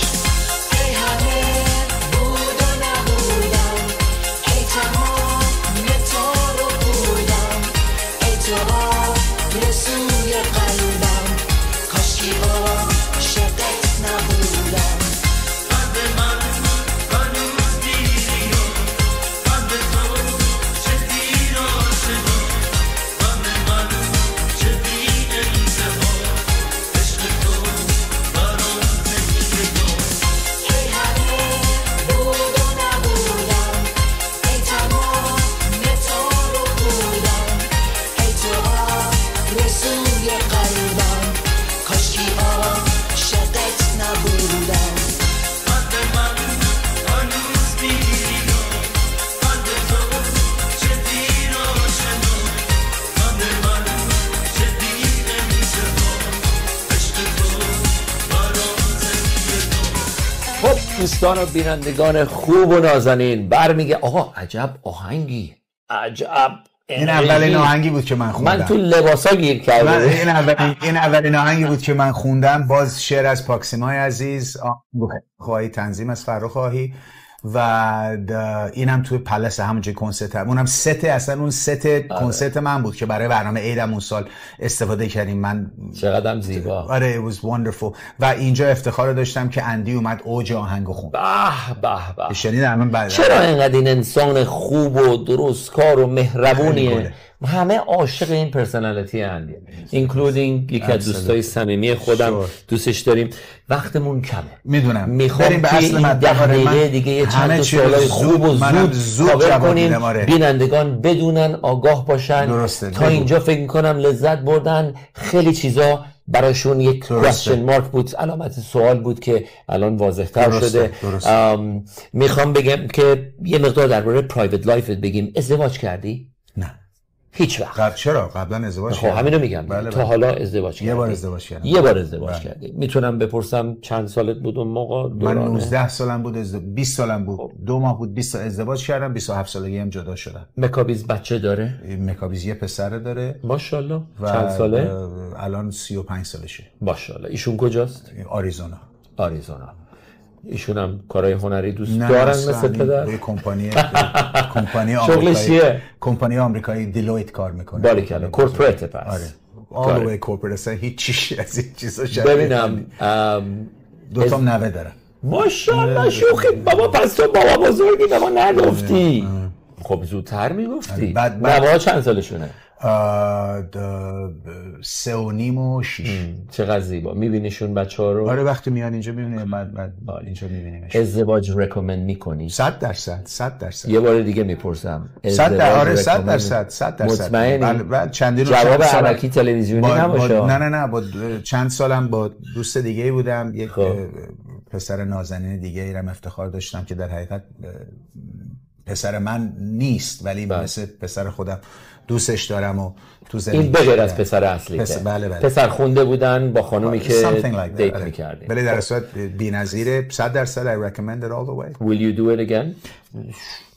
دیگه الان دیگه الان دیگه در این سن دیگه ازدواج واسه بچه. آخه میدونی که داره ور میفته، یه قشنگی‌های زیبایی خودش رو داره ولی کم کم داره ور میفته. ما تو این شو خیلی من فکر میکنم که وقتی که جوانی 100% باید ازدواج کنی. وقتی سنن میره بالا اگر میخوای میتونی بکنی. من مسئله باهاش ندارم به هیچ وجه من الوجود. Favorite sports? To play or to watch? To play. Football. To watch. Basketball. Favorite food? غذای مورد علاقت؟ قرمه سبزی. 3 تا دونه. قرمه سبزی، فسنجون. بله. که میگن آخجون. آره. و خب ایرانی دیگه و قیمه بادمجون. عالی. I love that. قیمه بادمجون. One of my favorites. اگر که حالا میتونی اسم ببری نبری، خواننده‌های ایرانی فیوریتت از بچگی آیدل داشتی؟ ببین نه، به خاطر اینکه من آخه بذار بگم چرا. من جوان بودم، بچه بودم، از ایران در اومدم، رفتم انگلستان. پس با خواننده‌های انگلیسی بیشتر آشنا بودم. بعد اومدم آمریکا، اینجام اصلا تا سن 19 20 سالگی اصلا جامعه ایرانی نبودم. از دارین فیوریت سینگر الان شور اف کورس. اگه 2-3 نفر من به خاطر اینکه فکر می‌کنم آیدلت بودن، دوست داشتم. آیدلی لغتیه که آقا من بپرسی یکیش سیاوششم. شور. نه بچگی با سیاوش بود. ببین مثال آیدل یه کسیه که تو مثلا به عنوان الگو بهش نگاه میکنی. Sure. من به عنوان الگو به این بچه نگاه نمیکردم. نه. صدای کیو دوست داری؟ مثلا من با طرز موسیقی اندی خیلی دوست دارم. اسی توی برنامه امیر قاسمی گفتش که من نکشتش اینجا سو فانی پرسید که آقا مکابی صداش کیه، شبیه کیه؟ علیرضا بهش گفته که ته صدای اندی داره. گفت من ته صدای معین دارم. ببین اینجوری همون شوخی میکرد. من همیشه موسیقی اندی رو دوست داشتم، واسه اینکه با شاعر اصلی اندی هم که پاکسیما عزیز است کار کردم. همون تقریبا میتونیم بگیم به نوبه تیمی که اندی باشگاه، همون تیمی که حالا منهای پاکسیما سیاوش کار کرد. خانم هدیه زنده یاد هدیه شعرهای سیاوش رو برای آلبوم همسایه‌ها نوشته بود. ولی مثلا من دیگه هست که چی به غیر از اندی؟ 100%. خب من مثلا موسیقی داریوشو خیلی دوست دارم، بیبی رو خیلی گوش میکنم. وینیتس اجرای قمیشی رو خیلی دوست دارم، اصلا فانتاستیک. خیلی دوست دارم. خیلی خوشحالم که سیاوش قمیشی خوند. بخاطر خب ایران خونده بود اینجا ولی بیشتر تو کاره، ولی خوند و مردم تونستن 100% لذت ببرن. این اشخاصیه که توی مردم خیلی خواننده آمریکایی چی؟ کیا رو دوست داری؟ از بچگی الویس و فرانک سیناترا. Elvis and Frank Sinatra. I performed Frank Sinatra very well. Yeah. من سیناترا خیلی دوست دارم. سیناترا اصلا آهنگ حفظم میخونم. لایونل ریچی رو دوست دارم، طرز اجراشو، مثلا آهنگ کنی راجرز رو دوست داشتم.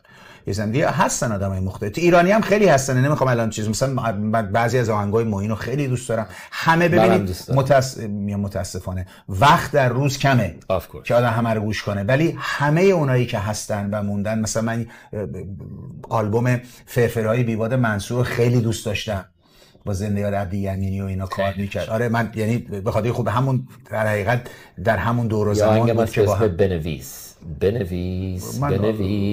من دارم میگم آهنگای منصور رو دوست داشتم، آهنگای شهرامکه نازنین خدا بیامرزه خیلی دوست داشتم، آهنگای سیاوش رو دوست داشتم، چه همسایه ها چه آلبوم صحنه‌اش دختر چوپونه. در اصل دوست داریم دیگه همه دوستان. اینجا باید یادی کرد تو زنام لیلا رو دوست دارم، آهنگ شبیه‌مو تو ویدیوش بودم باهاش.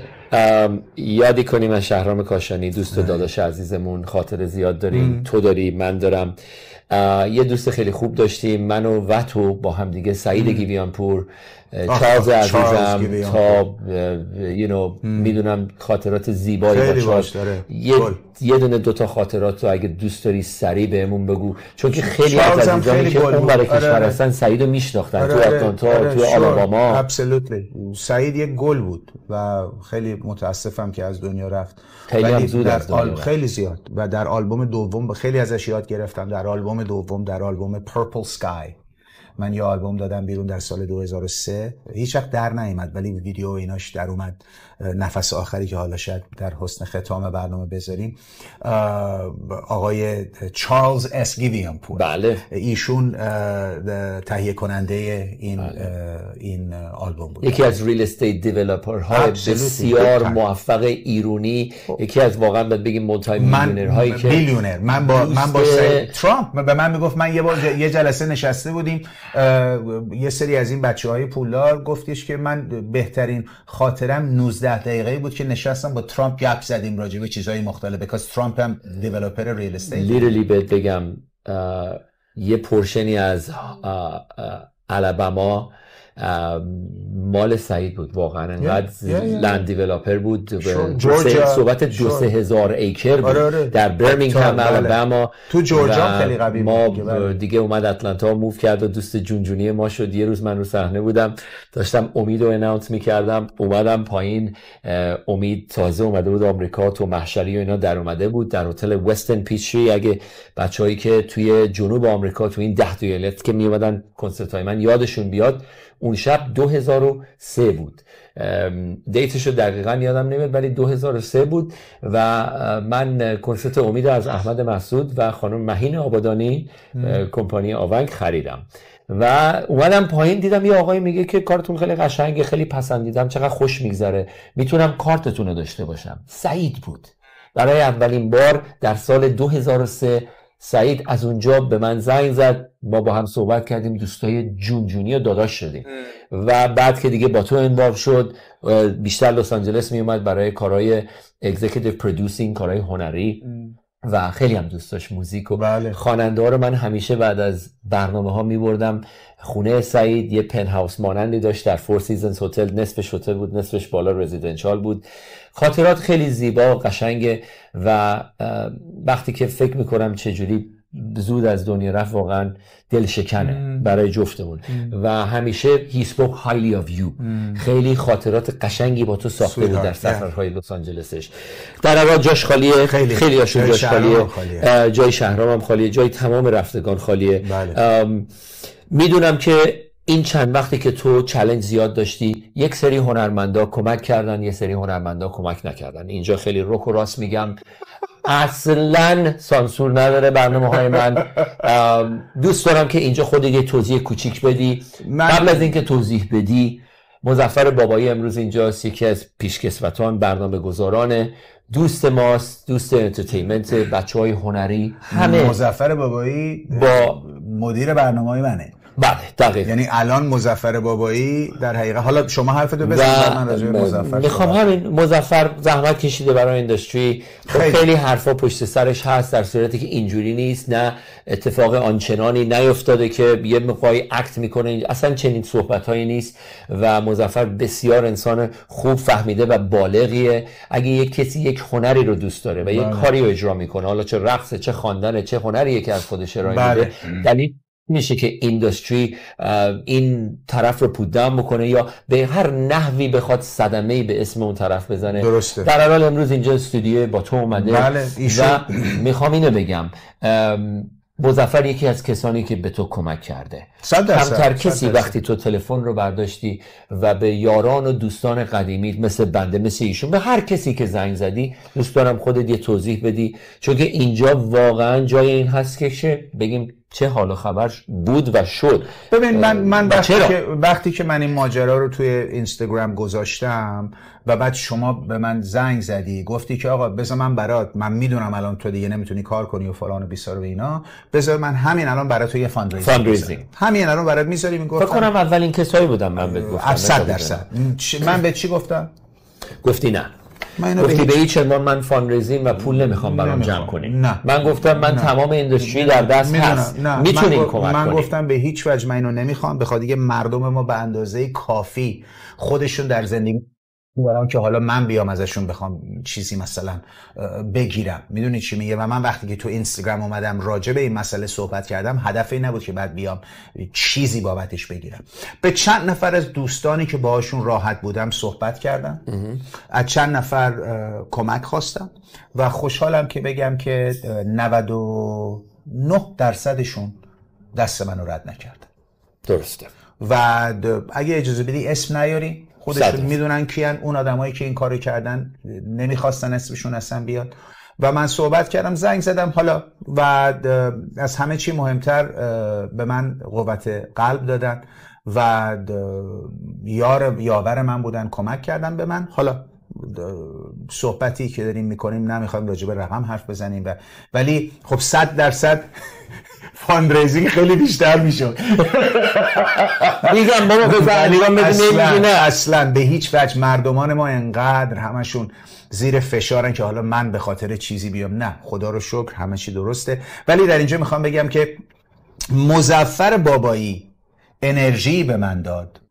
در حقیقت صحنه بابایی رو صدا کرد که یادآور من بشه که منو یادت نره و قرارمون یادت نره. 100%. و باعث شد که من همکاری خودم با مظفر دوباره شروع کنم و کار کنم. در این راستا این آهنگایی هم که میشنوی، من یه آهنگ دیگه هم خوندم به صورت به نام بارون و آقای امین اولیایی در دانمارک. بله. تمام کارهای هنری من در دست ایشون انجام میده، چه در شعر و آهنگ و انتخاب. با امیر شیرازی، با آرمین مکری تو ایران کار میکنم. آرمین مکری و امیر شیرازی تو ایران و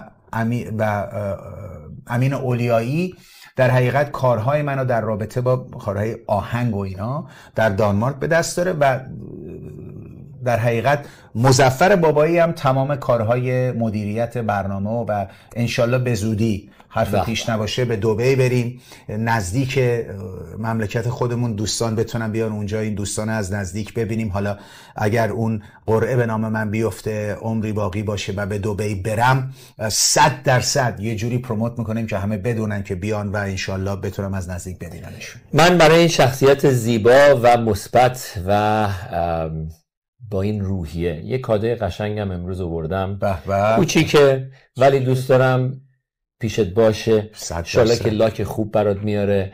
و من کسی که دوست دارم همیشه سعی میکنم یه جوری، یک محبتی، یک کادو، یه چیزی گذاشتمش اینجا تو جیبم، یادم رفته بود تو بریک رفتم آوردم. من بخو این بازی نیست، من اصلا نمیدونم چیه. من نمیدونستم کدوم سلیقته.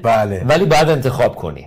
ببینید دو تا دستبند بسیار قشنگ باز هر دو رو میفهم که ببین استایل من اینو من یکی استایلش بندیه، یکی استایلش نه مثل مثلا خودم هم دو تاشو الان این خیلی آره قشنگه. خیلی هم ببین هم سیلور داری، هم به کتت، هم زیبا، هم چیز. I love it. I want this to be a beautiful به قول معروف یادگاری و خاطره 100% درود بر تو. که حتما. امروز از وجود تو ما مستفید شدیم. چقدر انرژی به قبل از این نمیدونم چرا انقدر اذیت میکنن. فکر کنم انقدر وقتمون اوور تایم. نه فکر کنم دستمون به میکروفون میخوره. فکر کنم نه من نیستم. من که امکان نداره. ببین یه چیزی هست فکر کنم سمیرا دیگه عصبانی شده. سمیرا اذیت نکنه انقدر. میگه تمومش کن آقا، تمومش کن. anyways خیلی ممنون. لطف دارم که یک مسیج آخرم در کلوزینگ به تمام دوستان، فنهات، بینندگانمون، کسایی که با تو خاطره دارن یا ندارن، میخوان تازه با تو خاطره بسازن. درسته. در ریلیشن با چالش های زندگی، با این کنسر و هدف های آینده مکانیزم. بله، شما آن چیزی هستین که راجع به خودتون فکر میکنین و مردم هم شما رو اونجوری میبینن. اگه فکر کنین شکست خوردین یا شکست خواهین خورد، 100% این اتفاق میفته و مردم جوری باهاتون رفتار میکنن مثل آدم شکست خورده. ولی اگر خودتون رو برنده ببینین در هر راستایی، و ببینین من که الان با شما دارم صحبت میکنم، این حرفو میزنم، خودم هر روز باید یادآورش باشم به خاطر مسائل مختلفی که گریبانگیرش بودم، به خاطر این ماجرای سرطان. ولی یه چیزی رو بهتون میگم، اون چیزی که راجبش فکر میکنین شما خواهین شد. به انگلیسی میگن you bring about what you think about. اون چیزی که راجبش فکر میکنه تو زندگیتون میارین، مثل آهن ربا 100%. و من بسیار خوشحالم که قادرم، نه به خاطر اینکه زنده خواهم بود الان، حالا تا چند وقت دیگه، به خاطر اینکه شاید به خاطر این ماجرا قادرم بیام با شما در سراسر جهان رابطه برقرار کنم. به همین دلیل به مظفر عزیز گفتم آقا دست به کار بشیم، حتما اگه میشه بریم دبی. میخوام نزدیک ایران باشم، هموطنان عزیزم و اکثر این آدمایی که طرفدار منن خب در سراسر دنیا هستن، ولی خیلی هاشون در ایرانن و میخوام اگه بشه بهشون نزدیک بشم، یه جوری ببینمش. جای دیگه هم باید بریم. 100% همه جا خواهم میرفت و پیام اصلی اینه که هر چیزی که در زندگی گریبانگیرش هستید، اگر اول تو مغزتون مسئله رو حل شده ببینین، در فیزیک زندگیتونم 100% حل شده خواهد بود. و سالم زندگی کنید. اون که 100% سالم زندگی کردن از همه چی مهمتر. یکی از سابجکت های بزرگ ما مکابیز اینجا هلت اند فیتنسه. چون که من خودم هم بک‌گراند دارم در بدنسازی، کاراته بازی، سالم غذا خوردن. سعی میکنیم حداقل در ماه یک بار یک برنامه روی هلت و فیتنس بسیار نیکوست. و من فکر میکنم هر چی که تا اونجایی که میتونن کمتر کارهای بد با بدنشون بکنن، با فکرشون، با مایندشون، چون که خود منتال ایلنس هم یک دیزیز خیلی زیاد، اون خیلی بده. شما نگاه کنید اون کثافتکاریه که بزرگان دنیا خودکشی کرده، از مثلا رابین ویلیامز خودش کشته. منتال ویلنس خیلی مهمه. منتال ویلنس هم مهمه. در هر حال مرسی، متشکر، امیدوارم بهت خوش گذشته. خیلی خوش گذشت. مرسی شهرام جون، لطف کردی. خوب بوده، خواهش میکنم، قربونت. حالا برمیگردی همینطوری که صحبتش کردیم در دفتر فرزان، بازم حالا برمیگردی سریع به ما میزنی، بازم خاطرات رو شیر میکنیم، بازم دفترچه رو باز میکنیم. درسته. اینقدر خاطرات زیاده با مکابیز تو این 30-40 سال اخیر که خیلی از شما عزیزان همه جوره دنیا نیومده بودین این شروع کرده. اینه که بازم you will see him، میبینینشون در برنامه‌های من در جاهای دیگه انشالله. اگه دوست داری خداحافظی کن با دوستان و هموطنان و بینندگان عزیز. خوشحالم که با شما امشب بودم یا امروز صبح، هر جا که نظاره‌گر این برنامه هستین. خوشحالم که با شهرام عزیز بودم و امیدوارم که بتونم بیام شما رو از نزدیک ببینم، از نزدیک برای این همه لطفی که همیشه در حق من داشتین از نزدیک و حضوری تشکر کنم. درود بر یکایک شما. بازم متشکر، مرسی که امروز اینجا بودی. آرزوی موفقیت ها، سلامتیت از همه چی بالاتر برای تو، برای ما، برای تمام انسان های کره زمین آرزوی سلامتی میکنیم. بدونید و آگاه باشید که سلامتیتون از هر پول و ثروت و مال جمع کردنی بالاتر و بیشتره.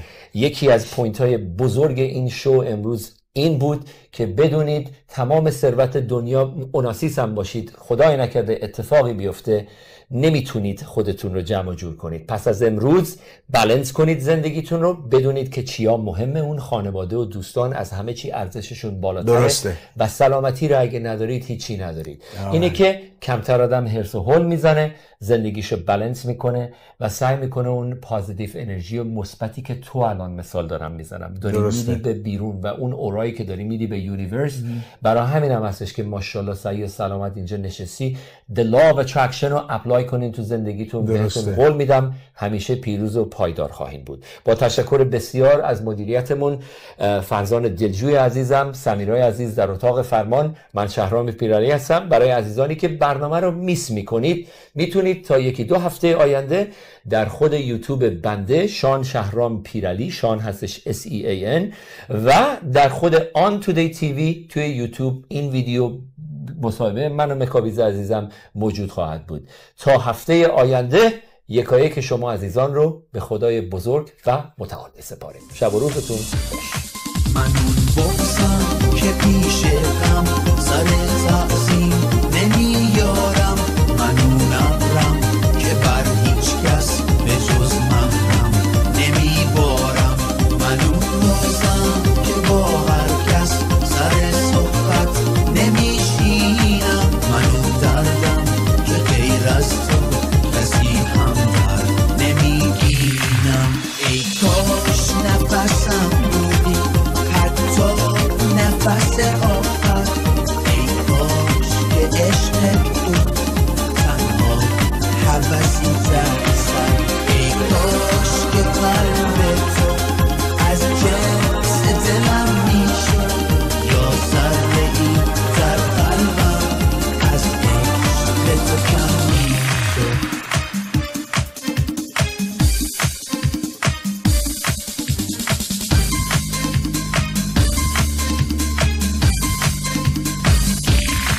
اگر خاموش و بی‌نورم، اگر دلگیرم، من آن روحم که جز خورشید در آغوشم نمیگیرم، اگر خوابم بدون درخواب به رویای تو بیدارم، من آن عشقم که بر هیچ کس به جز تو رو نمیارم، اگر خاموش و بی‌نورم، اگر دلگیرم، من آن روحم که جز خورشید در آغوشم نمیگیرم، اگر خوابم بدون درخواب به رویای تو بیدارم، من آن عشقم که بر هیچ کس به جز تو رو نمیارم. ای کاش نفسم بودی حتی نفس آخر، ای کاش که عشق بود تنها حوثی در سر، ای کاش که قلب تو از جنس دلم میشد، یا ذره ای در قلبم از عشق تو کم میشد. ای کاش نفسم بودی حتی نفس آخر، ای کاش که عشق بود تنها حوثی در سر، ای کاش که قلب تو از جنس دلم میشد، یا ذره ای در قلبم از عشق تو کم میشد.